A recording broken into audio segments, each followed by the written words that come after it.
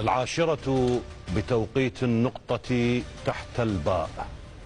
اليد التي ارتفعت لمبايعة الأمير في غدير خوم هبطت ولطمت اللقيطة التي ظن العالم أنها لا تمس فمست، وغدت شوارعها حطاما في لحظة حيدرية.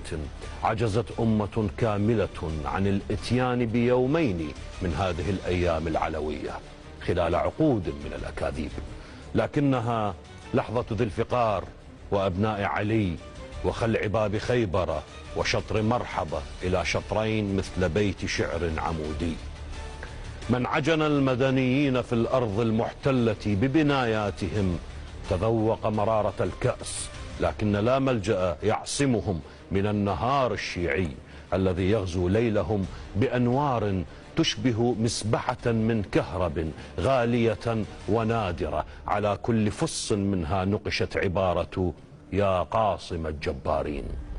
مرغت الأنوف المعقوفة بذل الخوف على يد من يزورون القبور بأعيادهم، إمامهم الأكبر مفطور الهامة في محرابه والأصغر منه مسموم، وعلامتهم طاف رأسه على رمح بين البلدان، فإن وقعوا على الموت استقبلهم علي، وإن وقع الموت عليهم استقبلهم الحسين، وكلتا الجنتين أتت أكلها.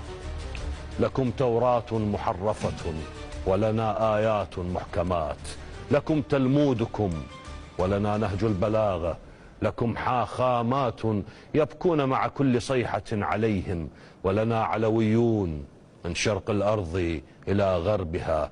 فيا كراكيب أوروبا ويا لملوم الكائنات الحية أحادية الخلية، ويا ذروة الانحطاط والسفالة في القرون المتعاقبة، يا من كنسهم هرتزل وبلفور وروتشيلد سرطانا في أرضنا، لن تهنأوا بنوم ما دام ثمة فرد واحد يقول أشهد أن عليا ولي الله.